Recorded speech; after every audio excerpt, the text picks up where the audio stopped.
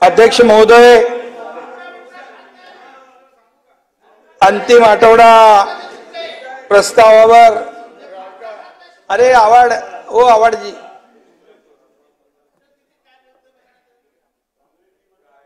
खरं म्हणजे हे आपल्या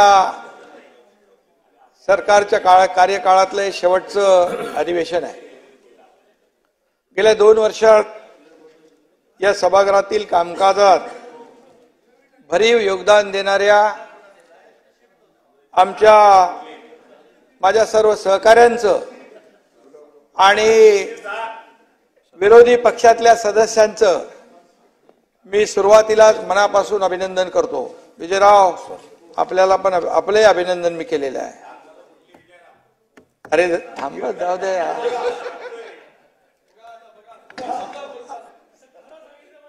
आभार जरी व्यक्त करत असलो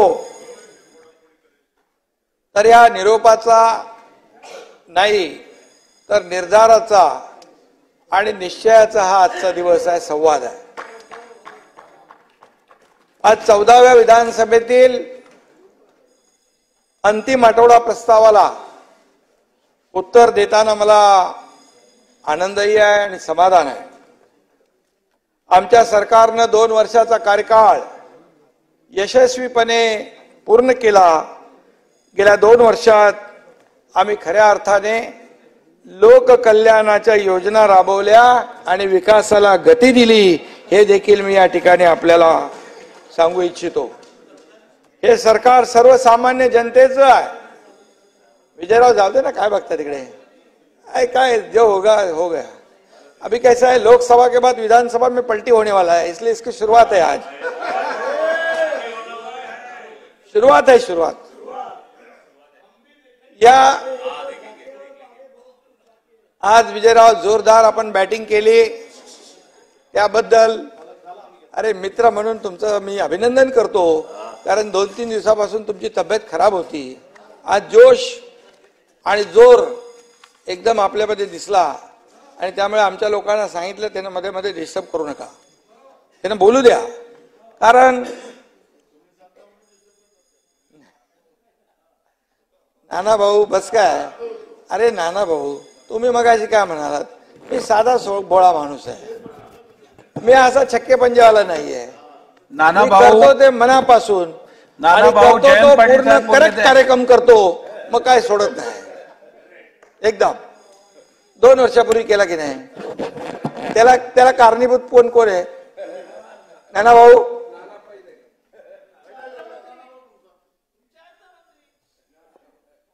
आणि नहीं, अंदर की बात है, आपको मालूम नहीं है, नाना को मालूम है।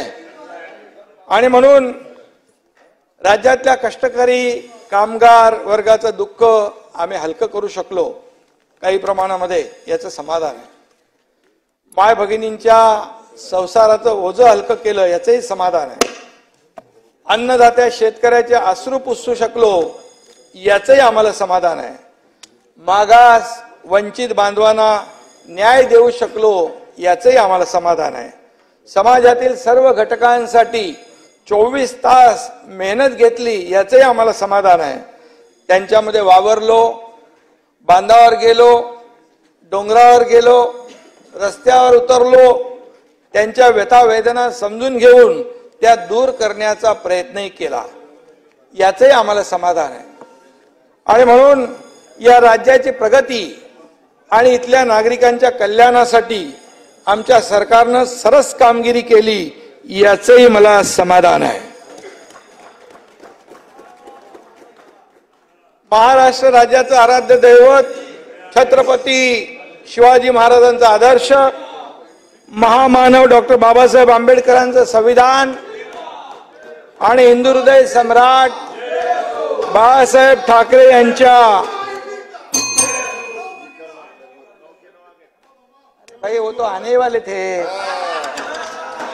ये शुरुआत है, आगे आगे देखो क्या होता है क्या। आणि बाळासाहेब धर्मवीर आनंदगे साहेब यांच्या आशीर्वादामुळे या राज्याचा मी मुख्यमंत्री होऊ शकलो आणि अभिनंदन तुमचे.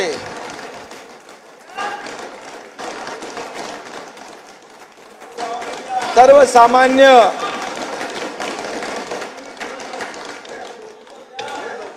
अरे जरा आनंद व्यक्त करताय झालं.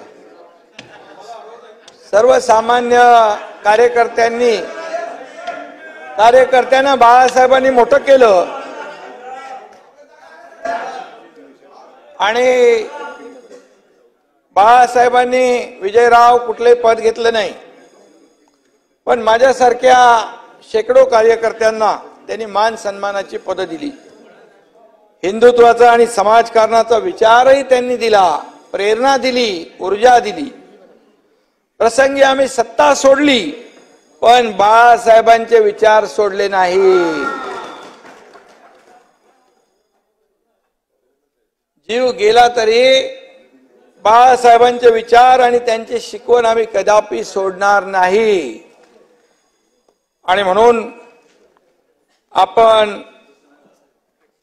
मगाशी शेवटी एक कार्यकर्ता म्हणून आपण काम करतो. नानाभाऊ जाऊ द्या, कशाला बघता तिकडे. शेवटी कार्यकर्ता म्हणून मी काम केलं आणि कार्यकर्ता घरात नाही विजयभाऊ तर लोकांच्या दारात शोभून दिसतो. घरात नाही, लोकांच्या दारात मदत करताना, सेवा करताना. आणि म्हणून आम्ही घरात बसून नाही, जनतेच्या दारात जाऊन काम केलं. आपल्याला माहित आहे आम्ही फील्डवर काम करणारे लोक आहेत, रस्त्यावर उतरून काम करणारे लोक आहेत, लोकांमध्ये मिसळून त्यांचं ऐकून घेऊन काम करणारे लोक आहोत. जरी मी मुख्यमंत्री म्हणून असलो तरी सुद्धा मी कालही नानाभाऊ कार्यकर्ता म्हणून काम करत होतो, आजही कार्यकर्ता म्हणून करतोय, उद्याही कार्यकर्ता म्हणून काम करणार. आणि खरं म्हणजे हे राज्य सर्व आघाड्यांवर देशात पहिल्या नंबरवर कसं येईल यासाठीच आमचा विचार होता. मी ज्यावेळी शपथ घेतली आम्ही दोघांनी, तेव्हापासून सरकार पडणार अशी बोंब आपण सुरू केली. तारीख पे तारीख, तारीख पे तारीख, तारीख पे तारीख.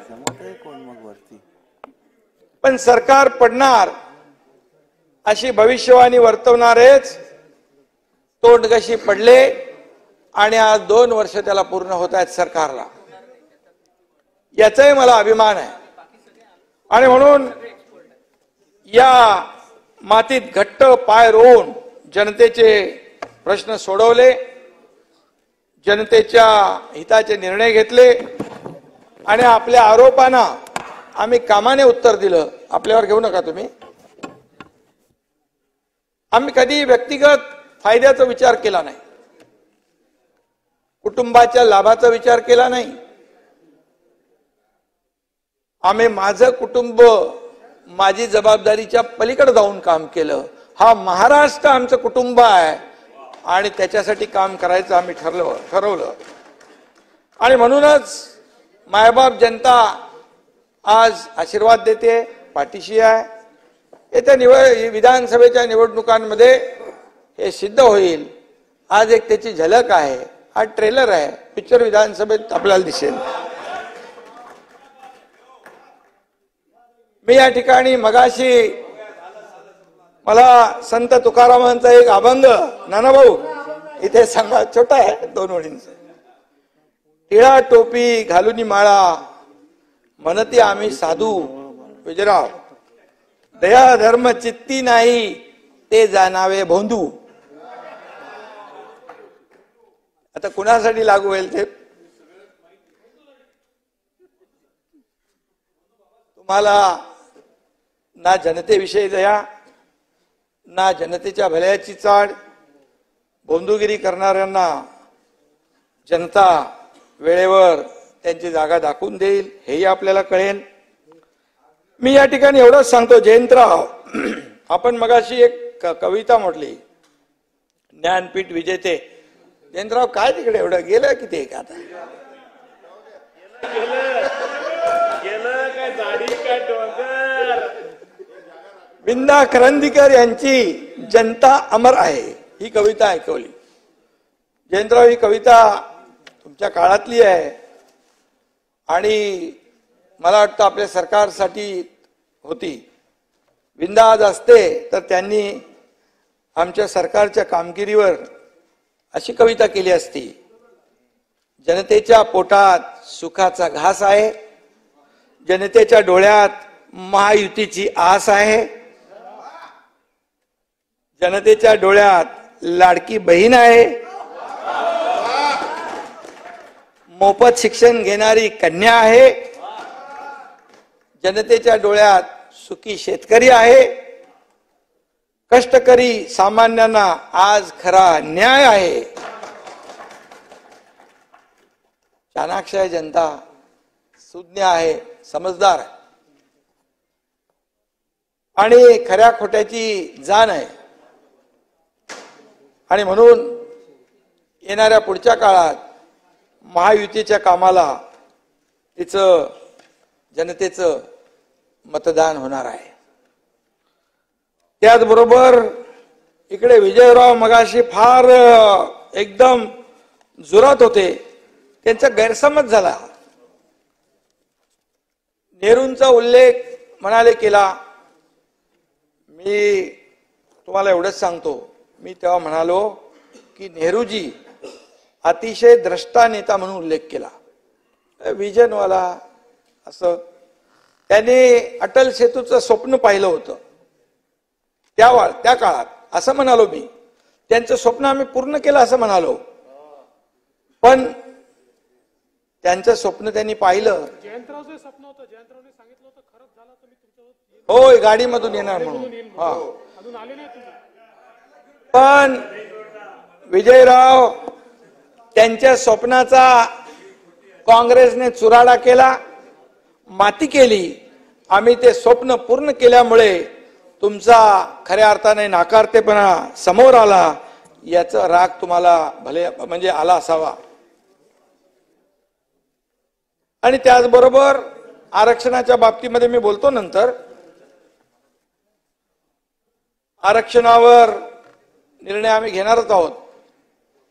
तुम्हाला संसदीय कार्यप्रणाली प्रमाणे आणि घेतलं आम्ही 10% आरक्षण दिले मराठा समाजाला. ओबीसी समाजाला धक्का न लावता 10% दिलेला आहे. आता ते मी पुढे आणखी बोलतो ते डिटेलमध्ये काय कोण कोर्टात गेले ते. पण संसदीय कार्यप्रणाली प्रमाणे आम्ही विरोधकांचंही मनोगत जाणून घेणं, त्यांचं मत जाणून घेणं, कारण आपण वेगवेगळ्या वेळे वेगवेगळी भूमिका घेता. मराठा समाजाला आरक्षण मिळालं पाहिजे म्हणता, मग ओबीसी मधून मिळालं पाहिजे का वेगळं मिळालं पाहिजे. या सगळ्या मिटिंगला बैठकीला आपण आला नाहीत. आणि खरं म्हणजे आम्ही परंपरा पाळणारे आहोत म्हणून आपल्याला बैठकीला बोलवलं. अरे मला तर त्या दिवशी बाळासाहेब थोरात भेटले, मला म्हणाले बाबांना पत्र द्या. त्यांनी लेखी पत्र दिलं, लगेच बाबांनाही पत्र आम्ही दिलं आणि आम्ही आपली वाट बघत बसलो तिकडे. नंतर कुठून काय तुम्हाला मेसेज आला, कुठून फोन आला कोणाचा, सगळे गायब. टांगा पलटी घोडे फरार.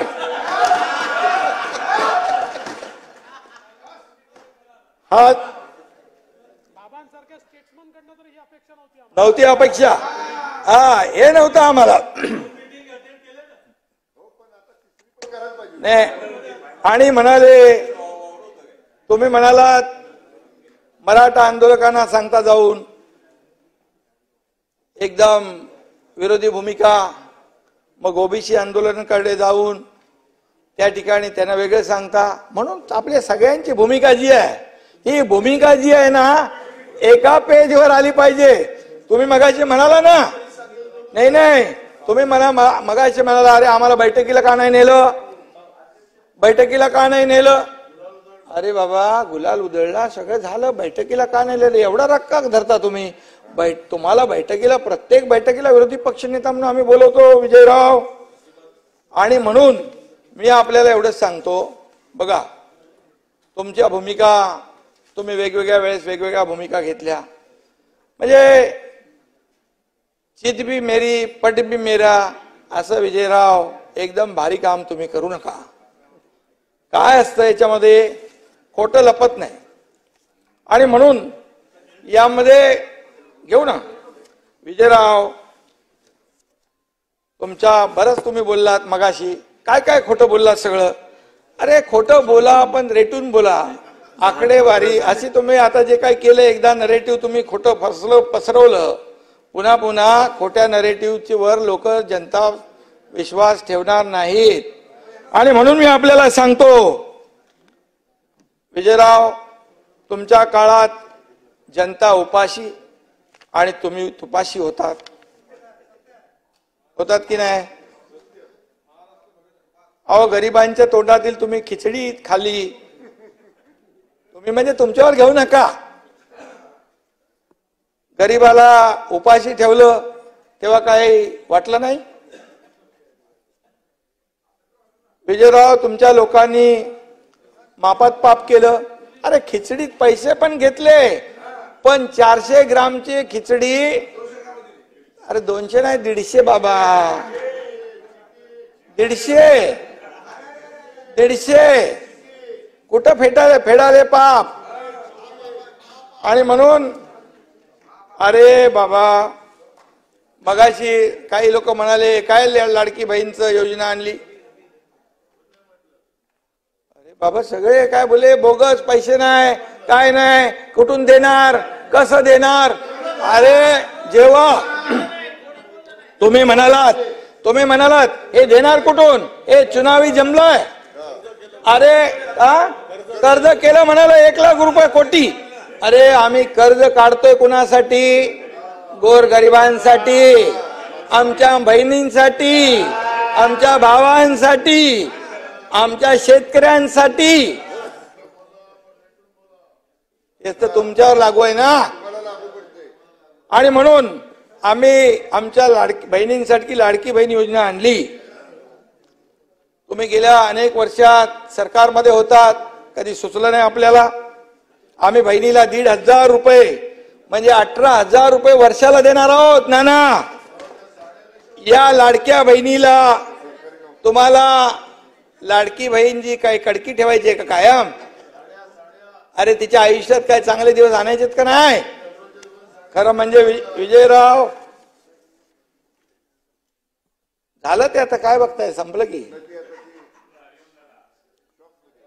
शॉक मध्ये गेलेत काय.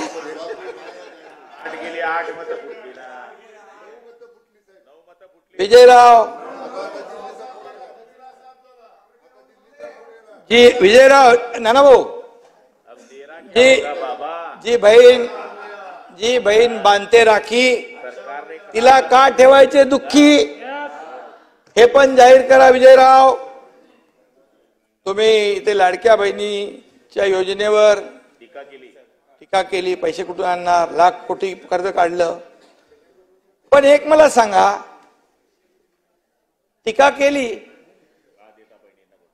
आणि कुठून पैसे देणार. अरे तुम्ही जेव्हा खटाखट 1 लाख रुपये देणार तेव्हा म्हणालात, आम्ही विचारलं का, आम्ही विचारलं. पण आम्ही पटापट योजना जाहीर केल्या आणि देणार. आणि म्हणून, आणि बघा नाना भाऊ, इकडे टीका करतात, सुनील हसतोय, इकडे आमच्यावर टीका करतात आणि तिकडे शाखेवर बोर्ड लावतात मुख्यमंत्री माझी लाडकी बहीण योजना. समाधान आहे, समाधान आहे. अरे तुम्ही आम्हाला घटनाबाह्य मुख्यमंत्री म्हणता, घटनाबाह्य सरकार म्हणता, मग आमची योजना तुम्ही बोर्ड लावता तिकडे. तालुक्यात बोर्ड चांगला आहे, चांगलं आहे. अरे तुमच्या इथं मुख्यमंत्र्याचा फोटो लावा ना. अरे मुख्यमंत्र्याचा फोटो लावायची तेवढी दानत नाही, योजना घ्यायची. पण ज्या मुख्यमंत्र्यांनी योजना केली त्याचा फोटो काढून टाकला तिकडून. आपण तुमच्या नेत्यांचे फोटो लावता ना तुम्ही. तुमचे सगळे नेत्यांचे फोटो येतात, ठीक आहे, चांगलं आहे, समाधान आहे. म्हणजे आमचं सरकार 2 वर्ष चांगलं काम केलं, चांगल्या योजना केल्या आणि त्या लोकांना देतोय, याची वाहवा तुम्ही करताय, याचा प्रचार करताय, याबद्दल तुम्हाला धन्यवाद. काय म्हणाले आपण? राम भरोसे हॉटेल, विजयराव, धंदा तर मागच्या 2.5 वर्षात तुम्ही खोलला होता. जो देगा चंदा वो अपना बंदा, असे तुमचं होतं.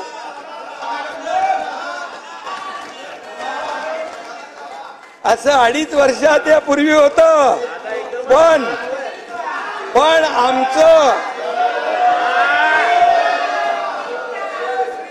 पण आमचं सरकार येतात,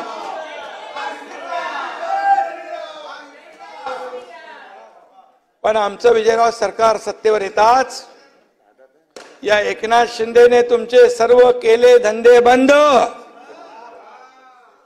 आणि म्हणून मी आपल्याला एवढंच सांगतो, तुम्ही म्हणाला गुटखा जर्दा बर्दा काय काय बोलले. आम्ही बघा जिथं जिथं ड्रग्स विकत होते सगळ्यात तोडफोड करून टाकली, नाही केली ना? आणि ड्रग जिथे जिथे बुलडोजर फिरवायचं, जेसीबी फिरवायची ती फिरवून टाकली. कडक कारवाई तर होणारच, तर दाबो नाही, दाबून कारवाई होणार. विजयराव, मुंबई असो नागपूर असो, इथं नागपूरला पण कारवाई केली आपण. आणि म्हणून आता मी त्याच्यात जास्त जात नाही. पुणे तर एकदमच साफ केलं. ठाणे, पुणे, सगळं महाराष्ट्रामध्ये जिथे जिथे ड्रग्स विकले जातात, जिथं जिथं पब मध्ये उशिरापर्यंत हॉटेल चालतात, जिथं जिथं अनैतिक धंदे चालतात, हे सगळं आम्ही तोडून टाकलं. आणि जे पूर्ण संपेपर्यंत ही कारवाई आम्ही सुरू ठेवणार. विजयराव, नाना भाऊंनी मगाशी काय म्हणाले, ते कुठलं ते रस्त्याचं डीबीटी, युबीटी पेक्षा डीबीटी चांगली आहे ना? आपल्या वाचायचं ते कुठे? डीबीटी मध्ये 6,000 रुपये केंद्र सरकार, 6,000 रुपये राज्य सरकार, 12,000 रुपये खात्यात जातात शेतकऱ्याच्या. जातात की नाही? अरे जातात की नाही? जातात की नाही? 15,000 कोटी शेतकऱ्यांच्या खात्यात गेले की नाही? 1 रुपयात पीक विमा योजना लागू झाली की नाही? आओ, शेती पंप कधी तुम्ही वीज बिल माफ केलं होतं ना? तुम्ही बोलत होता हे मुदम काय काय. अरे नाना, जे शेतकरी 750 हॉर्स पॉवरची पंप चालवत 7.5 हॉर्स पॉवरचा पंप चालवतात, त्यांचं विजेचं बिल माफ करून टाकलं.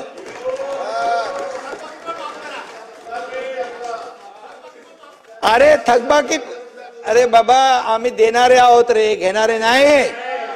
त्यामुळे ती थकबाकी कोण वसूल करतोय? पुढेच आम्ही देतोय.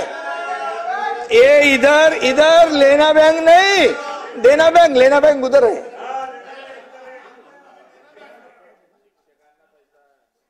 आणि म्हणून मी आपल्याला एवढं सांगतो, विधानसभा निवडणुकीनंतर पुन्हा आपण भेटणार आहोत.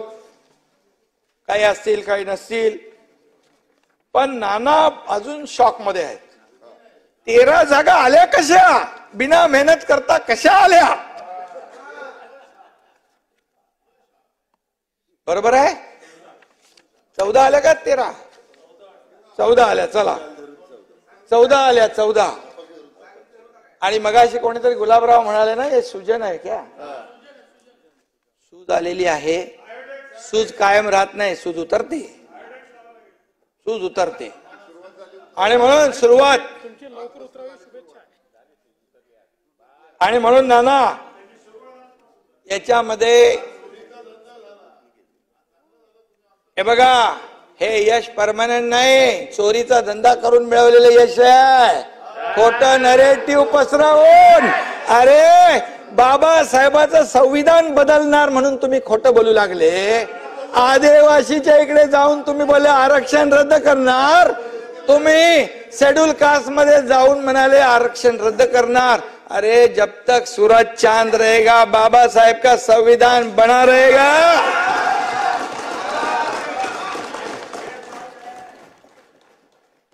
अरे मोदी साहेबांनी संविधान, अरे तुम्ही बाबासाहेबांच्या बद्दल बोलता.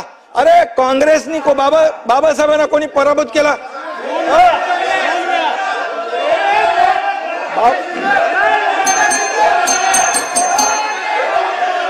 नाही, मध्ये बोलू नका, मध्ये बोलू नका.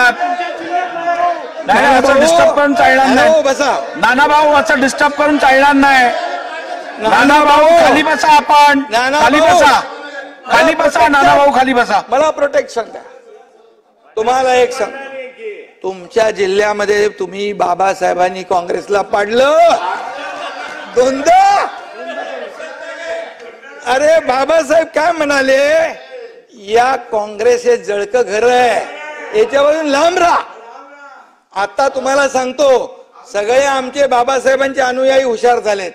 गलती हो गया आहे, बाबासाहेबांचं वचन आहे, आता आम्ही पाळणार विधानसभेत. ये काँग्रेस से दूर राहू.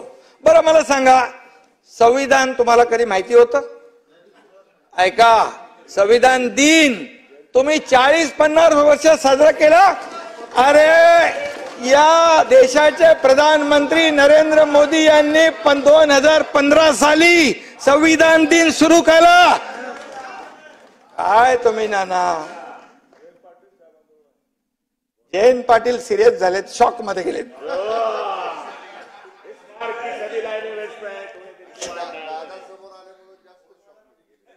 आणि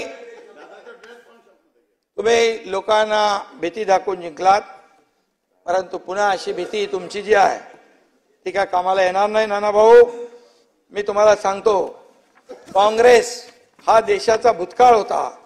देशात एनडीए आणि महाराष्ट्रात महायुती हेच देशाचं आणि राज्याचं भविष्य आहे, हे लक्षात ठेवा. आणि म्हणून जे उज्ज्वल भविष्य, कारण जनता आमच्या सोबत आहे. आणि म्हणून जे काय आम्ही केलं ते जनतेसमोर आहे. तुम्ही कितीही काही केलं तरी सुद्धा, बरं मी एक सांगतो, विजयराव झालं तुमचं बघा भाषण, मी आहे ना किती लक्षपूर्वक ऐकत होतो मगाशी, आणि जयंतरावांचं पण ऐकलं मी, आणि नाना भाऊचं पण ऐकलं. मला सांगा, तुम्ही मागच्या पण मला वाटतं मी कुठल्या तरी ह्याच्यात बोललो, सगळे पेढे वाटत होते. बोले पेढे कसले वाटताय? मोदीजी प्रधानमंत्री तिसऱ्यांदा झाले म्हणून पेढे वाटताय, की तुम्ही तिसऱ्यांदा हरले म्हणून पेढे वाटताय? अरे अनिल देशमुखजी, 405 जाऊ दे, जिंकले ना, प्रधानमंत्री तर बनले की नाही? अरे जो जीता वही सिकंदर, हे सगळे लोक एकत्र आला तरी सुद्धा तुम्ही मोदींना हरवू शकला का?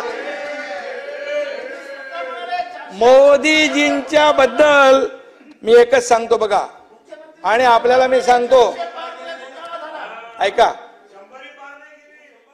अरे बाबा, एक मिनिट, तुम्ही एक मिनिट. 44 पहिल्या वेळेत 44 आले, 2014 नाही ते जाऊ द्या ना, नाही 44 आले, नंतर आले 50, नंतर तिसऱ्यांदा आले 99, 100 पण नाही पार केले तुम्ही. काय परिस्थिती आहे? आणि तुम्ही पेढे वाटू लागलात. आनंद आहे, ठीक आहे, चांगला आहे. मोदीजी प्रधानमंत्री झाले, या राज्याला पाठबळ मिळेल. अमित भाई आहेत, त्यांचा भक्कम पाठिंबा आम्हाला मिळतोय. आज आमचे काही जे काय प्रस्ताव आम्ही पाठवतोय, एकही पैशाची कपात न करता ते प्रस्ताव तसेच्या तसे मंजूर होत आहे.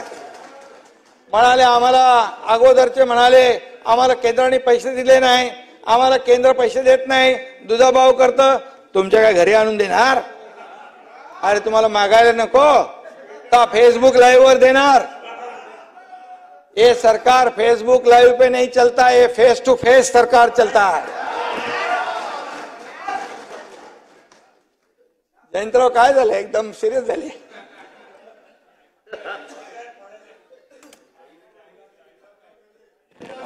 तुम्ही सुरू केलं ना।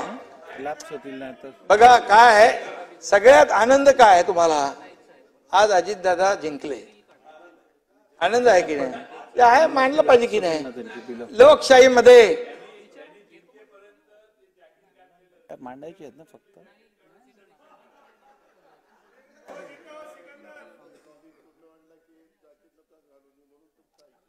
बघा महायुतीचं नियोजन तुमच्यामध्ये काय झालं देवेंद्रजी? इकडे काय झालं, आपण महायुतीचं गणित नीट केलं, बरोबर? आपण ठरवलं आपले तिघांचे आले पाहिजे, यांना याच्यामध्ये कोणी किती मतं घ्यायची, कोणी कोणाला पाडायचं, हे आपसामध्ये सुरू झालं। महाविकास आघाडी तिथंच बिघाडी झाली। हा, अरे आता काय आहे, आता लाडकी बहीण, ही आपली लाडका भाऊ, आता लाडका भाऊ योजना काढा म्हणाला कोणतरी। अरे सख्या भावाला कधी जवळ केलं नाही, आता ते म्हणाले लाडका भाऊ काढा। लाडका भाऊ पण आम्ही काढला विजयराव। 10,000 पर्यंत सुशिक्षित बेरोजगाराला अप्रेंटिसशिप देणार दर महिन्याला, डिप्लोमा होल्डरला 8,000 आणि वर्षाला 10 लाख। जे बेरोजगार लोक आहेत त्यांना दर महिन्याला स्टायपेंड देण्याचा ऐतिहासिक निर्णय आमच्या सरकारने घेतलेला आहे। त्यामुळे आता या विकेट अशा तुमच्या जातच जाणार। आणि म्हणून मी आपल्याला एकच सांगतो, तुम्ही मगाशी म्हणाला सुडाचं राजकारण, अरे तुम्ही 2.5 वर्षामध्ये किती सुडाचं राजकारण केलं? या ठिकाणी नुसतं मुख्यमंत्र्यांच्या विरुद्ध बोलल्यानंतर त्या नारायण राणेंना जेवणाच्या ताटावर उठवून त्यांना अटक करायचं काम केलं। हनुमान चालीसा वाचणाऱ्या त्या नवनीत राणा, रवी राणा कुठे गेला? 12 दिवस देशद्रोहाचं कलम लावून तुम्ही त्याला जेलमध्ये टाकलं।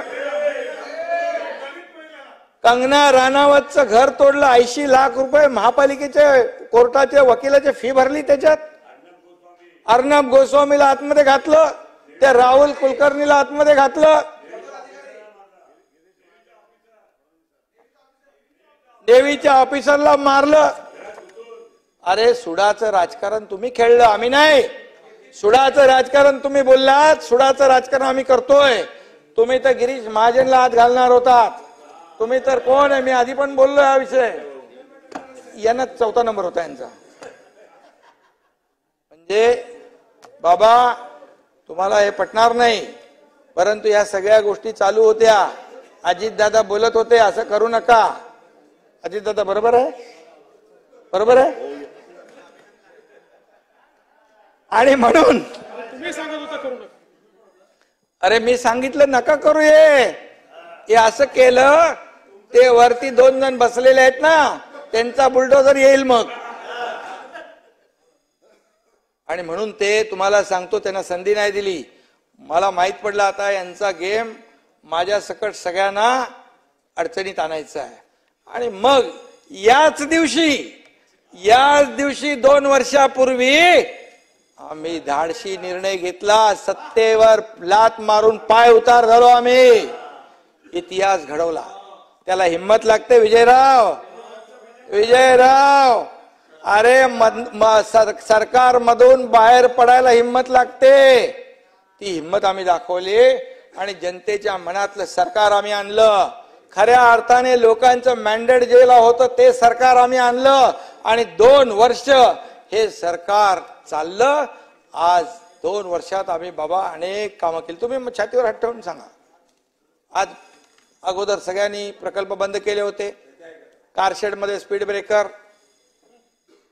मेट्रोमध्ये स्पीड ब्रेकर, अटल सेतूमध्ये speed breaker, Delhi Mumbai speed breaker, bullet ट्रेनला स्पीड ब्रेकर,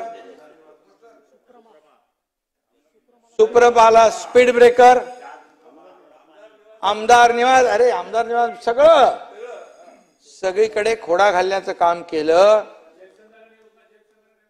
जलयुक्त शिवार योजना, अरे शेतकऱ्याची योजना ती पण बंद पाडली, ती पण बंद पाडली. मुख्यमंत्री सहायता निधी फक्त 2.5 वर्षात 2.5 कोटी रुपये, पण या एकनाथ शिंदेने 280 कोटी रुपये दिले गरीबाला. रस्त्यावर पण, गाडीत पण, ऑफिस मध्ये पण, घरी पण मुख्यमंत्री सहायता निधीचे अर्ज आल्यावर फटाफट पेन निघतो, लगेच सही होते. तिकडे सुनील काय होतं, पेनच नव्हता. आणि म्हणून मी आपल्याला एवढंच सांगतो की कुठलीही दुर्घटना असू द्या, बघा मी एक, तुम्ही मगाशी म्हणालात नाना भाऊ, हा माणूस साधा भोळा आहे, आणि खरं आहे. मी माझ्याकडे नाही ते सगळे शक्य म्हणजे मी जिथं आपत्ती येते, पूर येतो, महापूर येतो, इरशाळवाडीची घटना येते, तिथे पोचतो एकनाथ शिंदे. आणि म्हणून तुम्हाला सांगतो, इरशाळवाडीत मला सगळे दादा भुसे, योगेश सगळे होते इकडे, गिरीश महाजन, तुम्ही मला भेटले येताना खालून, मी वरून येत होतो. नाना भाऊ मी सांगतो तुम्हाला वस्तुस्थिती, मी का गेलो, मला सगळे माझे सहकारी सांगत होते तुम्ही हे रिस्क घेऊ नका, पण मी सांगतो तुम्हाला तिथे सायकल जायची पण जागा आहे का, गाडीचा विषय वेगळाच आहे. असं आपण डोंगर चढले, तिथं काही प्रमाणात मी मला बोलले चला आपण जाऊ पार करून, पण 2-3 टेकड्या गेल्यानंतर माझ्या डोळ्यासमोर पण काजवे चमकू लागले. आणि हे गिरीश भाऊ बोलतोय अरे माझ्यावर खूप रागवले ते, परंतु मी गेलो का, तिथं वरती एनडीआरएफचे लोक काम करत होते, तिथे एनडीआरएफचे लोक काम करत होते. बाबा तिथली परिस्थिती आपण जर पाहिली, धुकं होतं, पाऊस होता, वारा होता, आणि एकीकडे ते मलबा हटवायचं काम चालू होतं, दुसरीकडे खड्डे खोदत होते दुसरी टीम, त्या डेड बॉडी गाडण्यासाठी. अशा परिस्थितीमध्ये मी तिथे गेलो. त्या दरडग्रस्त जे होते, ज्यांचा मृत्यू झाला, त्यांच्या नातेवाईकांना मी भेटलो. त्या एनडीआरएफच्या लोकांना वाटलं अरे मुख्यमंत्री आपला आला, एक मॉरल सपोर्टची आवश्यकता असते, पण मी तिथे जीवाची म्हणजे काय फिकीर केली नाही. आणि अशा तुम्ही होते, तुम्ही पण आले, आणि म्हणून हे घरात बसून काम करून राज्य चालवता येत नाही, हे तर पवार साहेबांनी सांगितलंय, त्यांच्या पुस्तकात लिहिलंय. हा, इरशाळवाडीतली घरं कंप्लीट तयार झाली, आणि त्याचं ते बघा कशी का केलेली आहेत, चांगली केलेली आहेत आपण. आणि म्हणून या ठिकाणी मी आपल्याला एवढंच सांगेन की गर्दी असते, कार्यकर्ते येतात, त्यांना भेटतो, सगळ्या गोष्टी आहेत. सर्वसामान्य शेतकरी कुटुंबातला मी असल्यामुळे मला शेतकऱ्यांची दुःख माहित आहे, जाणीव आहे. आणि म्हणून आम्ही एनडीआरएफचे नियम बदलून टाकले, दुप्पट केलं, 2 हेक्टरचे 3 हेक्टर केले. सततच्या पावसाचं नुकसान मिळत नव्हतं, तेही देऊ लागलो. गोगलगाईचा कारभार अगोदर होता, गोगलगाईने नुकसान केलेले तेही आम्ही भरून दिलं. 8,500चे 13,500 केले. आमचा मंत्री आपण पोचतो लवकर कुठं पण. आणि म्हणून, आणि खरं म्हणजे नाना भाऊ मी नेहमी सांगतो की मी स्वतःला सीएम कधी समजत नाही, मी स्वतःला कॉमन मॅन समजतो. सीएम म्हणजे कॉमन मॅन हे मी समजतो. कारण शेवटी डोक्यामध्ये ती हवा गेल्यानंतर रस्त्यावरचा कार्यकर्ता, जमिनीवरचा कार्यकर्ता हवेत चालू लागतो. आणि म्हणून गर्दीची गर्दी हेच माझं टॉनिक आहे.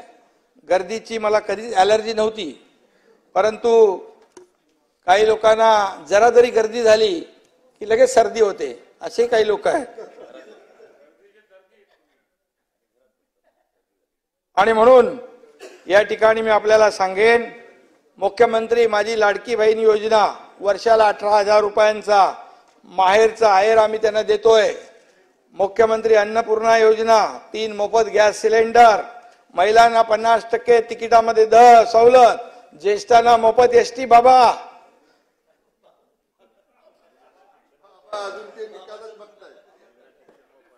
मुलींना मोफत शिक्षण. मगाशी काय म्हणाले विजयराव, मुलींच्या मोफत शिक्षणाबद्दल पण काहीतरी बोलले.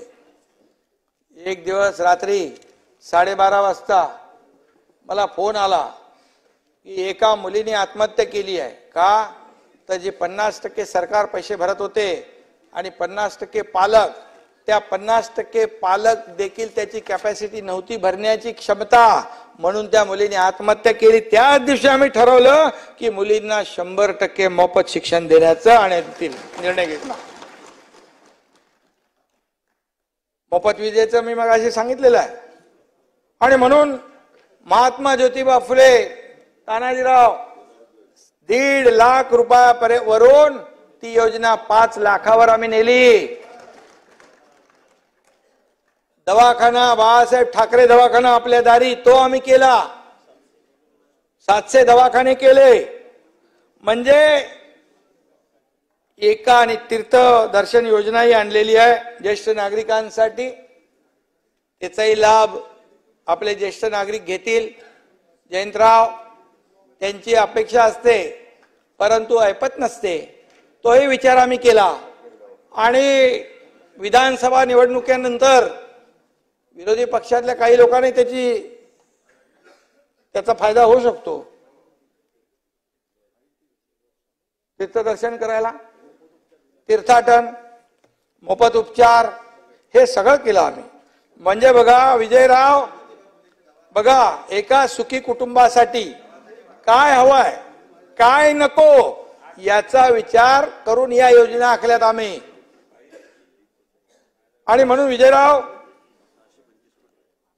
अशा प्रकारचे योजना आणणारं हे पहिलं सरकार आहे. दवाखाने वाढवू ना आपण, बिलकुल वाढवू, दवाखाने वाढवू. कारण नाही बिलकुल वाढवणार. आणि सगळ्यांचा इलाज आम्ही करू, पूर्ण सगळ्यांचा उपचार. आता काय हे सगळे योजना केल्या ना राजेशजी, या योजना केल्यानंतर काही लोकांना पोटदुखी होईल, मळमळ होईल, त्रास होईल, त्यांचा मोफत इलाज त्या बाळासाहेब ठाकरे आपल्या दवाखान्यामध्ये होईल, मोफत. आणि म्हणून काही लोक नेहमी आरोप, टीका, अधिवेशन झालं की पायऱ्यांवर एक दिवस पण असा गेला नाही की सरकारला शिव्या दिल्या नाही, सरकारच्या विरोधात बोलले नाही. शिव्याशाप कायम आम्ही ऐकत असतो, परंतु आम्ही नेहमी म्हटलं की शिव्याशाप आणि आरोपाला उत्तर आम्ही आरोपातून देणार नाही, आरोपाला आम्ही कामातून उत्तर देऊ. आणि म्हणून ती कामं या राज्यभरामध्ये सुरू आहेत. विकास आणि कल्याण, म्हणजे एकीकडे विकास चालू आहे, बंद पडलेले प्रकल्प आम्ही सुरू केले, आणि दुसरीकडे लोक कल्याणकारी योजना या ठिकाणी सर्वसामान्य लोकांसाठी आम्ही केल्या. कधी विचार तरी केला होता तुम्ही? तुम्हाला पण हे अनपेक्षित होतं? हा एवढा मोठा निर्णय सरकार घेईल असं तुम्हाला वाटलंच नव्हतं. एकदम तुम्ही लोकसभेच्या त्या आनंदामध्ये मग्न होते. आणि काय त्याला म्हणतो आपण, आणि जेव्हा या योजना आम्ही घोषित केल्या त्यावेळेस मात्र तुमच्या सगळ्यांचे चेहरे देखील बघण्यासारखे होते. आणि त्या योजनांचा लाभ आपल्या देखील मतदारसंघातल्या लोकांना मिळेल. आमच्याकडे दुजाभाव नाही, आमच्याकडे भेदभाव नाही, आम्ही सर्वांना पुढे घेऊन जाणार आहे. आज मी एकच सांगतो आपल्याला, विजयराव त्या दिवशी म्हणाले आपण वर्ल्ड कप जिंकला T20चा, किती अभिमान वाटला आपल्याला. अरे या चौपाटीवर लाखो लोक आले, भीती वाटली काय होईल याच्यामध्ये. पोलिसांनी योग्य नियोजन केलं, पोलिसांनी सगळं एकही कुठलाही इन्सिडेंट न होता एवढी लाखोंची गर्दी त्या ठिकाणी कंट्रोल केली. मुंबईकरांचं स्पिरिट आपण पाहिलं आणि खेळाडूंचं स्पिरिट आपण पाहिलं. आणि यामध्ये खरं म्हणजे त्यांचं जेवढं अभिनंदन करावं तेवढं थोडं आहे. आपलं हे गौरव आहे देशाचा. आणि त्यांना आम्ही विधानसभेमध्ये आणलं, त्यांचा गौरव केला. 11 कोटी रुपये काय हो, 11 कोटी रुपये, 11 कोटी रुपये त्यांना आपण त्या टीमला देण्याचा निर्णय घेतला. लगेच तुम्ही म्हणालात 11 कोटी रुपये सरकार देते. अरे आपल्याला अभिमान पाहिजे. ती टीम T20 आपलं इंडियन टीम, भारतीय टीम जिंकली, याचं तुम्हाला काय दुःख आहे? तुम्हाला आनंद नाही? अरे विजयराव, तुमच्याकडून ही अपेक्षा नव्हती. बघा ऐका, तुम्ही सांगतो तुम्हाला, त्याच्यामध्ये काय गुजरातची बस आली. अरे काय कद्रूपणा, गुजरात काय देशात नाही आणि टीम काय देशाची टीम होती. आपल्याला गुजरातची हळद चालते ना गुजरातची. आणि म्हणून अरे बाबा ते बघा तुम्ही नंतर, पण गुजरातची बस चालत नाही.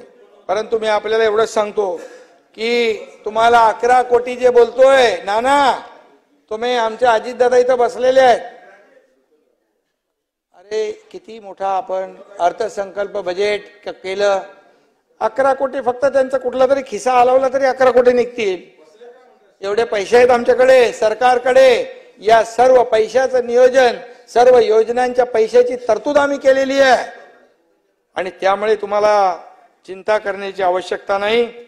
तुम्ही खरं म्हणजे कसाबच्या बिर्याणीला सपोर्ट करता आणि इंडियन टीमचा 11 कोटी दिल्यावर तुम्हाला पोटात दुखतं. अरे ज्या कसाबने ओंबळे अख्ख्या गोळ्या ओंबळेनी पोटामध्ये घेतला नाही, बिलकुल तुम्हाला परत सांगायला पाहिजे ना. तुम्हाला विसरता. आणि म्हणून तुम्हाला सांगतो, मी जरा ऐकायचं शिका. तुमचं मी शांतपणे ऐकलो. आणि म्हणून हे सरकार जे आहे ना, खरं म्हणजे 2.5 वर्षात आम्ही काय केलं याचा सगळा लेखाजोखा तुम्ही घ्या. 2 वर्षामध्ये 2.5 वर्षात महाविकास आघाडीचा घ्या आणि 2 वर्षाचा महायुतीचा घ्या. आणि म्हणून मी आपल्याला एवढं सांगतो की शेतकऱ्यांना, मगाशी नानाभाऊ म्हणाले शेतकऱ्यांना किती पैसे दिले. अरे तुम्हाला पूर्ण खात्यामध्ये किती पैसे गेले याची पूर्ण आकडेवारी देतो मी, पूर्ण आकडेवारी. आणि त्यामुळे मी तुम्हाला एवढंच सांगेन की मगाशी आपण म्हणालात गुंतवणूक किती आली, कुठे होते गुंतवणूकचा?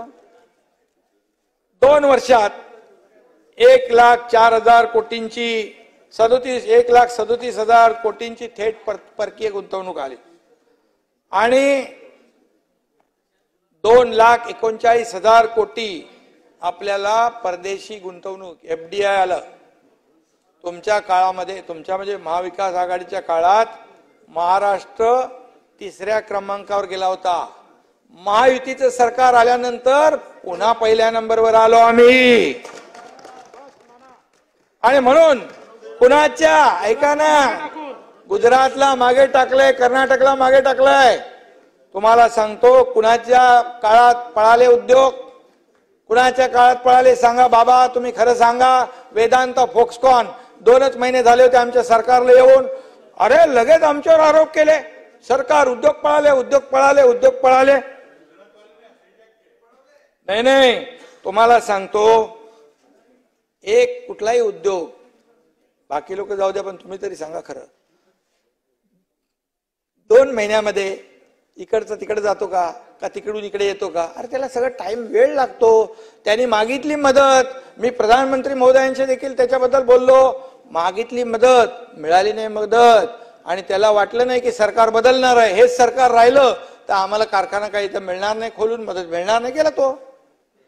आणि बाबा तुमच्या 1 मिनिट त्याच्यामध्ये तुम्हाला मी सांगतो, तुमची उद्योगपत्यांच्या, तुमच्या महाविकास आघाडीच्या, तुम्हाला नाही म्हणत, तुम्ही चांगले आहात, महाविकास आघाडीच्या काळात उद्योगपतीच्या खाली, घराच्या खाली जिलेटिन, आता जिलेटिन ची बुलेटिन पुरं जगात गेली, कसे येणार उद्योगपती? पण आमचं सरकार आल्यानंतर आम्ही थेट त्यांना भेटू लागलो, त्यांना सांगू लागलो, बोला तुम्हाला काय पाहिजे, आमचं काय आम्ही नाही म्हणालो. आणि म्हणून त्याची आकडेवारी तुम्हाला पूर्ण देऊ आम्ही, की किती रोजगार आले, किती त्याच्यामध्ये नोकऱ्या आल्या आणि किती कारखाने आले, हे सगळं माझ्याकडे आहे. आणि त्यामुळे मी आपल्याला एवढं सांगतो की शेतकऱ्यांच्या बाबतीमध्ये देखील खूप मोठ्या प्रमाणावर योजना आपण केल्या. आज एकूण या आकडेवारी, विजयराव नको ना तुम्हाला, आकडेवारी आहे माझ्याकडे, पण मला पाठवून देतो तुम्हाला. बघा, तुम्हाला सांगतो, राज्यामध्ये 191 उद्योगांना आम्ही LOI दिला, 1,71,000 कोटी गुंतवणूक आली, 1,20,000 रोजगार मिळणार आहेत. Mega leather footwear cluster development आहे, PM मित्रा मल्टी मॉडल लॉजिस्टिक पार्क आपण करतोय, इलेक्ट्रॉनिक क्लस्टर करतोय, जेम्स अँड ज्वेलरी पार्क करतोय, बल्क ड्रग पार्क गेला गेला गेला गेला बोलले, अरे बल्क ड्रग पार्क आपण करतोय बाबा सरकारच्या माध्यमातून, मेगा एक्वा मरीन पार्क करतोय. आणि म्हणून यामध्ये कृषी विभागात देखील आपल्या राज्य सरकारने काम केलं चांगलं, म्हणून राज्याला देखील चांगलं राज्य, कृषी मध्ये चांगलं काम करणारं राज्य म्हणून आपल्या राज्याला पुरस्कार देखील मिळाला आहे, कृषी पुरस्कार. आणि म्हणून मी आपल्याला सांगतो, मी तुमचा आज काय ते तिकडे त्याचं नानाचं आणि सगळ्यांचा मूड खराब झालेला आहे,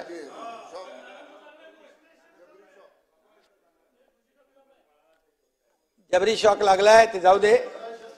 आणि म्हणून सिंचनाचा अनुशेष आपल्याला सांगतो, विदर्भासाठी नाना वैनगंगा, नळगंगा, पैनगंगा नदीजोड प्रकल्प, आणि ते तुम्ही बंद केलेलं ना, आपण चालू केलं. मराठवाडा वॉटर ग्रीड बंद केलेलं, ते आम्ही सुरू केलं पुन्हा. आता त्याच्यामध्ये अरे देणार आम्ही, हा देतोय ना. आणि म्हणून उद्धवजीला केली आणि आता पूर्ण झाली. त्याला बघा 28,575 कोटी खर्च येणार आहे, आणि त्याच्यामध्ये 62.57 TMC पाणी पुरवठा होणार आहे. आणि 6 जिल्ह्यामध्ये, विजयराव 6 जिल्ह्यात तुमच्याकडेच आहे ते, 7,85,000 अनुशेष होता, तो आपण 7,12,000 हेक्टर अनुशेष दूर होईल. आणि म्हणून अमरावती वाशिम जिल्ह्याचा अनुशेष दूर होईल. आणि म्हणून यामध्ये मी डिटेलमध्ये जात नाही, त्याच्यामध्ये एवढंच सांगतो की आम्ही या सगळ्या याच्यामध्ये मगाशी नाना भाऊ म्हणाले, काय ते कुठलं कापूसाचे बॅग, कापूस बॅग ना, कापसाचं बॅग नाही, कापसाच्या बॅग बद्दल बोलले आपण. पण तुम्ही कोविड मधल्या डेड बॉडी बॅग विसरले, डेड बॉडी बॅग विसरले, तुम्ही डेड बॉडी बॅग मध्ये पैसे खाल्ले ते विसरले.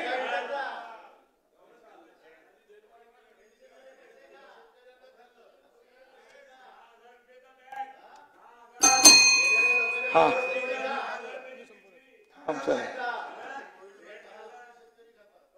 नाही. आणि मला खरं म्हणजे तुम्ही काय करता वरती, तुम्ही म्हणाला पापाचा घडा भरला. अरे तुम्ही खिचडीमध्ये पैसे खाऊ लागले, कोविड मध्ये पैसे खाऊ लागले, कोविड सेंटर मध्ये पैसे खाऊ लागले, डेड बॉडी बॅग मध्ये पैसे खाऊ लागले. हे तर पापाचा घडा कुणाचा भरेल. आणि म्हणून बघा नाही. आणि ऐका, या तुम्हाला सांगतो, ही पाप कुणाच्या घड्यातली आहेत. अरे बाबा, ही पापाची जी काही धडा आहे ना, तो खरं म्हणजे एक मोठा धडा होईल पापाचा. आणि त्यामुळे मी एवढंच सांगतो आपल्याला. आणि विजयराव बघा, गिरणी कामगारांना आम्ही घरं दिली 15,000 लोकांना. एक तरी घर दिलं का तुम्ही? किती वर्षात दिली? 40-50 वर्षात दिलं? 15,000 घरं दिली. आणि विजयराव 1 लाख घरं आम्ही देणार आहे. 1 लाख घरं. तुम्ही धारावीच्या विकासाच्या बद्दल बोललात. धारावीचा विकास, विजयराव, धारावीच्या विकासाच्या आडे आले तुम्ही. अरे तुमचे एक बंगला दुसरा झाला, त्यांनी काय त्या चिखलामध्ये खितपत पडायचं? धारावीमध्ये तुम्हाला सांगतो, जे पात्र आहेत ते धारावी सोडून दुसरीकडे नाही, तिथेच आम्ही त्यांचं पुनर्वसन करणार. जे पात्र झोपडीधारक आहेत, जे पात्र झोपडीधारक आहेत त्यांचं तिथंच आम्ही पुनर्वसन करणार, हा शब्द आहे आमचा. आणि म्हणून सगळं तुम्हाला TDR तुम्हाला जास्ती माहित आहे. आणि म्हणून मी सांगतो, या झोपडपट्ट्या मुंबईमध्ये SRA प्रकल्प, धोकादायक इमारतींचे प्रकल्प रखडलेत. का रखडले? विजयराव, आम्ही आता एक निर्णय घेतलाय की त्यांना भाडं मिळत नाही, घरं खाली करून गेले ते बाहेर, त्यांचा काहीच राहिलेलं नाही, घर मिळेल की नाही याची शाश्वती नाही. म्हणून म्हाडा बरोबर MMRDA, MSRDC, शिडको, महाप्रीत, BMCच्या जागेत असलेले BMCचे प्लॉट, हे सगळं मिळून आपण सरकारच्या माध्यमातून याचा विकास करणार आहोत, पुनर्विकास. आणि या सर्व लोकांना भाडं देणार. मुंबईच्या बाहेर गेलेला मुंबईकर पुन्हा मुंबईमध्ये नाना काय मुंबईतला जो आहे ना, मुंबई तोडणार. मुंबईत इलेक्शन आलं, निवडणूक झालं, मुंबई तोडणार. पण मुंबईची वाट लागली.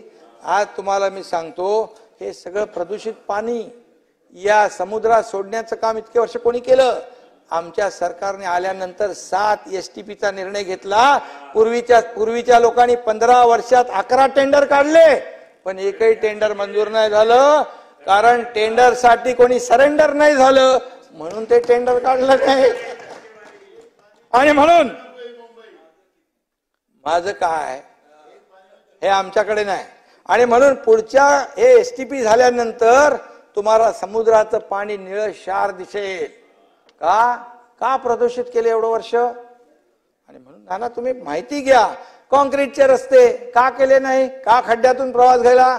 त्या खड्ड्यावर एका त्या मुलीने, काय तिचं नाव, मलिष्का, तिने गाणं केलं, तिला जेलमध्ये टाकलं. अरे सरकार आमचं आल्यानंतर पहिला निर्णय आम्ही घेतला की या खड्ड्यांमध्ये मुंबईकर प्रवास करणार नाही, खड्डे मुक्त मुंबई झाली पाहिजे, याच्यासाठी आम्ही निर्णय घेतलाय. मुंबईचं सुशोभीकरण चालू आहे. आज बघा, लाईट दिसतायत. मुंबई सारखी वाटली पाहिजे.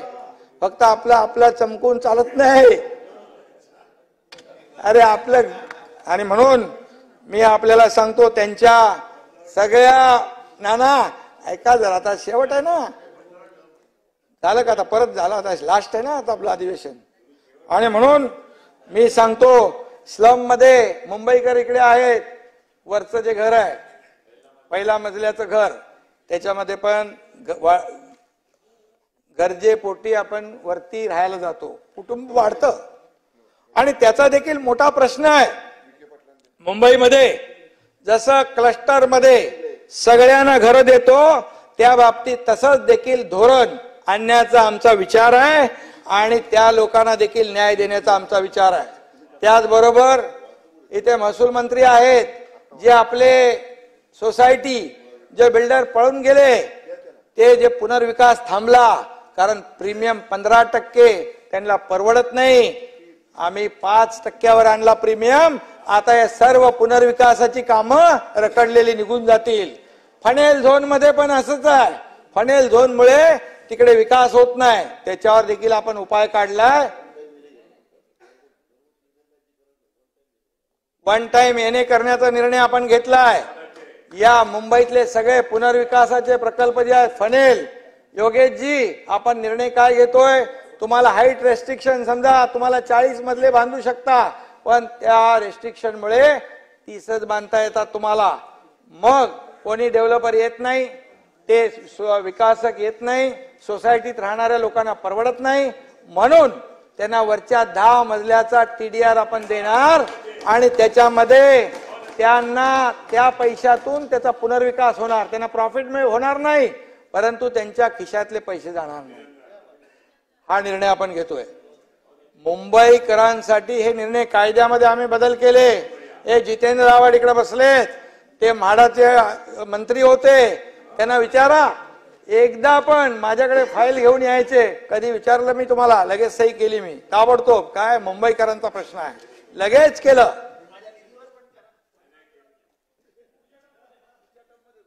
आणि म्हणून मी आपल्याला एवढंच सांगतो की आम्ही एकच मुंबईकरांच्या विकासासाठी हे निर्णय आम्ही घेतोय. आमचा वैयक्तिक विकास आम्ही करत नाही आणि मुंबईकरांना आम्ही वाऱ्यावर सोडणार नाही. लखनौ ते लंडन बिंडन हे सगळं काय आम्ही करत नाही, करणार नाही. नाना हसले का? आणि म्हणून मी आता आपल्याला चहापान करायचं आहे, त्यामुळे मी जास्त काय बोलत नाही, पण एवढंच सांगतो की या मुंबई बरोबर मुंबई MMR आणि संपूर्ण राज्याचा विकास जो आहे तो झाला पाहिजे, अशा प्रकारचं आमचं मत आहे. जितेंद्रजी, हा विरार वर्सोवा, बांद्रा वर्सोवा ते विरार ते पालघर आपण सी ब्रिज करतोय. 3 तासाचं अंतर अर्ध्या तासामध्ये. आणि म्हणून त्याबरोबर जसं दुसरं एअरपोर्ट इकडे बांधतो आपण नव्या मुंबईत, मुंबई एअरपोर्टची गरज लक्षात घेऊन आम्ही पालघर मध्ये देखील एअरपोर्टच्या बाबतीमध्ये तपासणी छाननी करतोय आणि तिकडे देखील जो विकास आहे तो तिकडे करायचा आहे. त्याचबरोबर जयंतराव गेले नाही, ऐका, ते मगाशी म्हणाले 30%, 25%, 42%, 47% टेंडर अभाव. अरे बाबा, दिलेच नाही अजून कोणाला. आता छाननी चालू आहे आणि त्यामध्ये आपल्याला मी सांगतो, सभागृहात उत्तर देतोय, जे चालू करंट रेट DSR आणि DSR जो आहे करंट, त्याच्यावर नियमाने काय त्याच्यावर किंवा त्याचं बिलो किंवा अभाव काय दिलं मला माहित नाही ते, पण त्याच्यावरती हे 30-40%, 42%, 20%, 10% बिलकुल दिले जाणार नाही. हे बिलकुल सरकारचा धोरण आहे, सरकारची भूमिका आहे. आणि तुम्ही समृद्धीवरचं जे काढलं, समृद्धीच्या बाबतीमध्ये देखील जो कोणी कॉन्ट्रॅक्टर ज्यांनी क्वालिटी खराब केली असेल त्याच्यावर काय असले तुम्ही, अरे त्याला सोडून द्यायचं. अरे ठीक आहे, त्याच्यामध्ये काही कुठे भेगा पडल्यात, तुम्हाला सांगतो त्या पूर्णपणे त्याच्यावर ते पूर्णपणे त्याच्याकडून त्याचा DLP आहे, DLP मधून ते पूर्ण काम करून घेतलं जाईल. 26 पर्यंत DLP आहे, 26 पर्यंत. आणि त्यामुळे तुम्हाला मी सांगतो, एवढं सांगतो. हा, आणि मार्कंडेश्वर देवस्थानचं काम झालं पाहिजे. मी तिकडे जाऊन आलोय आणि त्याला देखील पैसे कमी पडणार नाहीत. आणि दुसरं ते एक मिनिट ते शिक्षकांचं राहिलं मगाचं ते जुनी पेन्शन योजना जी आहे शिक्षकांची, टप्पा 2चं झालं त्यांनी सांगितलं, पण जुनी पेन्शन योजना जे 2026 आपले 2005 पूर्वीचे जे शिक्षक आहेत ते जवळपास 20,000 आहेत. त्यांना पूर्णपणे सरकार मदत करणार. सुप्रीम कोर्टामध्ये ती केस आहे, पूर्णपणे सुप्रीम कोर्टामध्ये सरकार शिक्षकांच्या बाजूने जे जे काही करायला पाहिजे ते करणार आणि त्यांना त्याचा लाभ मिळणार.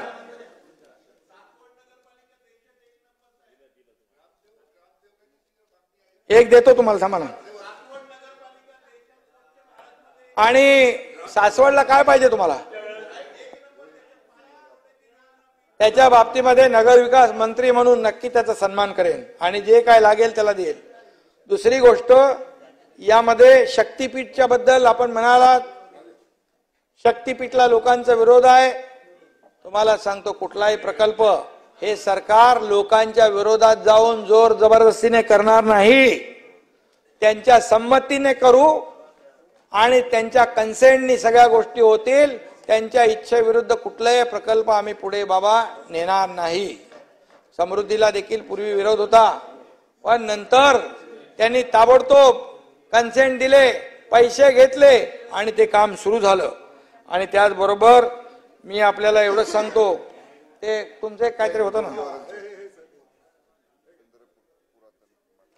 चंद्रपूर पुरातन माता महाकाली मंदिर या परिसराचा देखील विकास आराखडा शासनाला प्राप्त झालेला आहे आणि त्याला 250 कोटी एकदम लागत नाही आपल्याला. आणि त्या बाबतीत देखील आपण नक्की निर्णय घेऊ. बाकी छोटा छोटा विषय ते नाही बोलत मी. आणि म्हणून तुमची चिठ्ठी कुठे गेली हो? आणि म्हणून तुमचं जे आहे त्याची नोंद घेतलेली मी वाचलंय. आणि म्हणून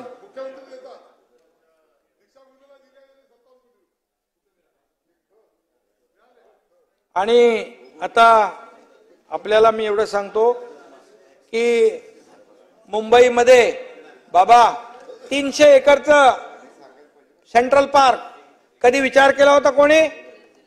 300 एकरचा सेंट्रल पार्क कोणी विचार केला होता? परंतु आपल्या सरकारने 120 एकर जमीन रेसकोर्स कडून घेतली आणि जे आपलं कोस्टल हायवे आहे, कोस्टल रोड, त्याच्या बाजूला जे प्रोमेनाड आहे त्याच्या बाजूला जे गार्डन होणार आहे 180 एकर. हे 180 आणि 120 आपण सबवेने जोडणार आणि 300 एकराचा मुंबईमध्ये वर्ल्ड क्लास सेंटर पार्क आपण करतोय. याच्यामध्ये काही लोकांना रेसकोर्सवर धावणाऱ्या घोड्यांची चिंता होती, परंतु आम्ही ते काही ऐकलं नाही. परंतु रेसकोर्सच्या घोड्यांना त्रास झाल्यामुळे मुंबईतली काही गाढवं ओरडायला लागली जोरजोरात, पण आम्ही त्यांचा बिलकुल लक्ष दिलं नाही.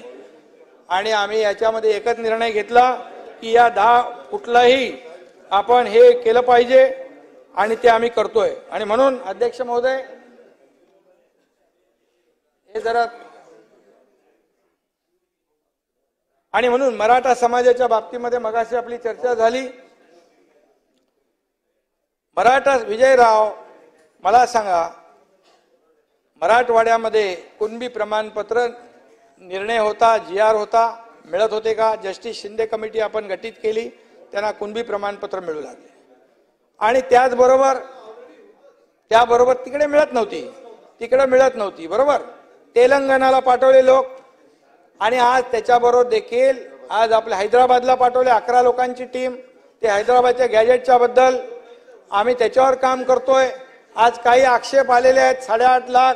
कालच्या परवाच्या बैठकीत काही नवीन आक्षेप आलेले आहेत आणि हे सगळे आक्षेप दूर करून सकारात्मक निर्णय सरकार घेईल.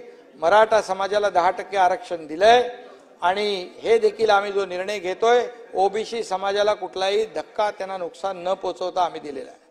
आणि म्हणून कोर्टात तुम्ही तर दिलं नाही, तुमच्या हातात सत्ता इतक्या वर्ष होती, दिलं नाही. फक्त समाजाचा, मराठा समाजाचा वापर करून घेतला आणि त्यांच्या जीवावर सरकार झाली, सत्ता आली, सगळं आलं, परंतु मराठा समाजाला वंचित ठेवलं. 10%, 13% आरक्षण यांच्या काळात दिलं होतं, 12%. आणि हायकोर्टामध्ये ते टिकलं. सुप्रीम कोर्टात सरकार बदलल्यामुळे सरकार महाविकास आघाडीचं आलं आणि ते गेलं. आणि विजयराव आलो आम्ही जेव्हा आलो पुन्हा, त्यावेळेस पहिला निर्णय आम्ही 10%चा घेतला. आता मला सांगा, ते आरक्षण रद्द व्हावं, त्याला कोर्टाचा स्टे मिळावा म्हणून कोण प्रयत्न करतंय? तर बघा, म्हणजे दिलं आम्ही तरी पोटात दुखतंय, त्यांचं आरक्षण रद्द व्हावं म्हणून. अरे कुणबी, ओबीसी आणि मराठा समाज याच्यामध्ये 10% आरक्षणाचा लाभ त्यांना मिळाला पाहिजे, ही भूमिका सरकारची आहे. आणि आम्ही जे जाहीरपणे बोललो, छत्रपती शिवाजी महाराजांची शपथ घेतली त्याप्रमाणे अधिवेशन बोलवलं. या अधिवेशनामध्ये 10% सगळ्यांनी मिळून आपण आरक्षण दिलं. आता हे टिकवण्यासाठी सगळ्यांनी मदत केली पाहिजे का ते रद्द होण्यासाठी प्रयत्न केले पाहिजे? तुमची काय नाही आहे का? तुमची जबाबदारी काय? तुमची नाही, तुमची कोर्टामध्ये कोण गेले? कोर्टात कोण गेले? कोर्टात कोण गेलंय? म्हणजे महाराष्ट्र पेटवत ठेवायचा, महाराष्ट्र जाळत ठेवायचा आणि मजा बघायची. तुम्ही त्यांच्या राजकीय पोळी भाजायचं काम करता. नाना, अरे कोण आहे बघा ना, पिटिशनर काँग्रेसचा माणूस आहे. आणि मी सांगतो, आणि याच्यामध्ये तुम्हाला म्हणून मी एवढंच सांगतो, म्हणून आम्ही न्याय देण्याचं काम केलंय. आणि ओबीसी विजयराव, सत्य ऐकायचं सवय ठेवा. आणि म्हणून माझी आपल्याला सगळ्यांना विनंती आहे, हे 10% आरक्षण दिलेलं हे टिकलं पाहिजे. तर हे ओबीसी आणि मराठा याच्यातला जो काही वाद आणि जो काही तेढ निर्माण झाली आहे, ही आपल्याला, तुम्हाला काय करायचंय, तेढ पेटवत ठेवायचंय. आणि आता तुम्ही विसरून जा ते, आता समाज पण आणि मराठा आणि ओबीसी समाज याच्यामध्ये तेढ निर्माण होता कामा नये, अशी भूमिका सरकारची आहे. हे गुन्ह्या गोविंदाने सरकार राज्य चाललं पाहिजे, अशी भूमिका आमची आहे. आणि म्हणून तुम्हाला मिटिंगला बोलवलं, तुम्ही पळून गेले आणि पळाले आणि म्हणून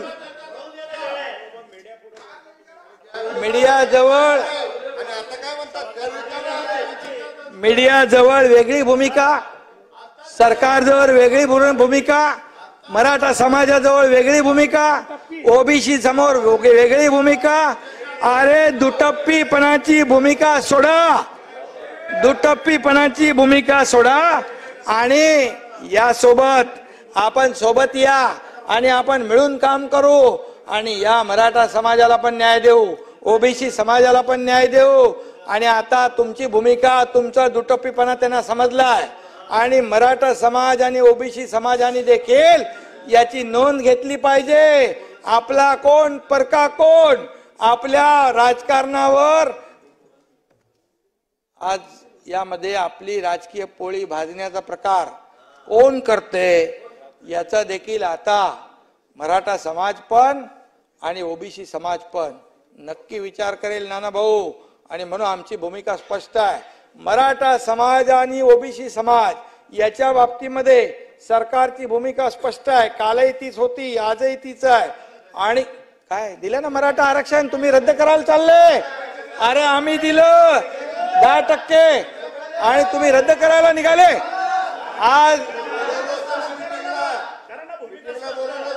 आज ज्या योजना आम्ही दिल्या नाना, नाही कम्प्लीट, ते गेले. आणि म्हणून मी आपल्याला एवढं सांगतो की जो खूप मोठ्या प्रमाणावर आपण त्यांना हे दिलेलं आहे, सोयी दिलेल्या आहेत, सगळं दिलंय. आणि म्हणून मी आपल्याला एवढंच सांगेन, ज्या काही आम्ही निर्णय घेतले नाना, मुंबई महापालिकेच्या सफाई कामगारांच्या सेवा निवासस्थानाचा पुनर्विकास आम्ही करतोय. त्याचबरोबर त्यांच्या भत्त्यामध्ये 14,000च्या ऐवजी 20,000 रुपये वाढ केलेली आहे. 6 ते 7,000 त्यांना घरभाडं जे करतोय केलंय ते बोलतो. त्याचबरोबर वीरशैव कक्कय आर्थिक विकास महामंडळ आपल्या लोकांची मागणी आहे, ती आम्ही करतोय. महाराणा राजपूत समाजचा महाराणा प्रताप आर्थिक विकास महामंडळ तेही आम्ही स्थापन करतोय. त्याचबरोबर वारकरी महामंडळ तेही करतोय आपण. आणि त्याचबरोबर नाना यामध्ये मध्ये संप चालू होता टॅक्सी रिक्षांचा, 50 रुपये प्रति दिवसाला विलंब शुल्क लावत होतो, त्यालाही आम्ही स्थगिती दिलेली आहे. त्याचबरोबर भारतरत्न डॉक्टर बाबासाहेब आंबेडकर सामाजिक न्याय भवनाच्या धर्तीवर प्रत्येक तालुक्यात संविधान भवन उभारण्याचा निर्णय देखील आम्ही घेतोय. आणि मला वाटतं त्यामुळे त्यामुळे एकच सांगतो नाना, आता एक शेवट करतो, जे तुम्ही किती शिव्या शाप द्या, पण संत तुकारामाच्या ज्या ओव्या आहेत ते सांगून गेले. हे बस झालं, आता काय नको. ते सोन्याचा चमचा घेऊन ते झालंय आपलं.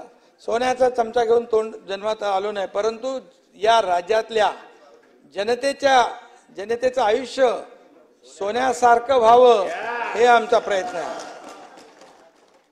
आणि म्हणून तुकारामांचं मी एक ओव्या वाचतो शेवटला जाता जाता.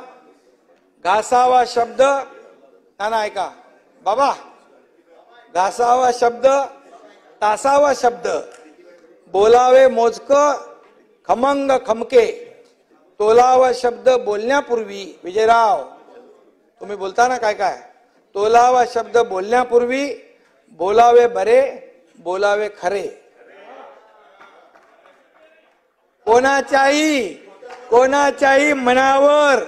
कोणाच्याही मनावर पाडू नये चरे. कोणाची जात पात धर्म काढूच नये. शब्दामुळे मंगल, शब्दामुळे दंगल.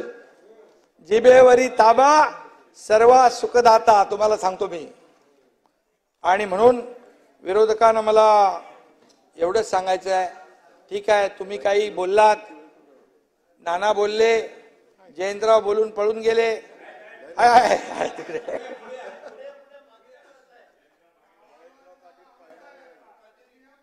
काय जयंतराव, तुम्ही इकडे समोर असल्याशिवाय मजा येत नाही. त्यामुळे आव्हाडांना घाई आहे त्यांची जागा घेण्याची. आणि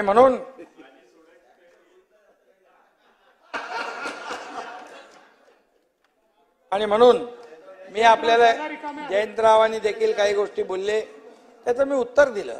जर मी उत्तर दिलं नसतं तर ते तुम्ही जे बोललात ह्या रेकॉर्डवर राहिलं असतं. जे सत्य आहे ते मी बोललो, ते कधीही तुम्ही तपासू शकता. मला खोटं बोलायची सवय नाही, आणि खोटं बोलून रेटून काय ते म्हणतो, खोटं बोला पण रेटून बोला, हे माझ्या डिक्शनरीत नाही. आणि म्हणून मी आपल्याला एवढंच सांगतो की आज आपण अतिशय पूर्ण 2 वर्ष खेळीमेळीच्या वातावरणामध्ये, अगोदरची 2.5 वर्ष सोडून वातावरणामध्ये काम केलं आणि या राज्याला पुढे नेण्याचा प्रयत्न आपण केलाय. आणि त्यामुळे सत्ताधारी पक्ष त्याचबरोबर विरोधी पक्ष ही रथाची 2 चाकं असतात हे आम्ही मानणारे लोक आहोत. पण चांगल्याला चांगलं म्हणावं अशा प्रकारचं नाना बस काय नाना असं काय बोलताय. विजयराव बोला.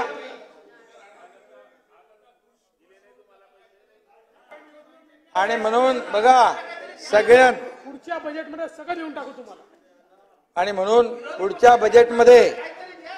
बजेटमध्ये तुम्हाला जेवढे पाहिजे सगळा बॅकलॉग आम्ही भरून काढू. कारण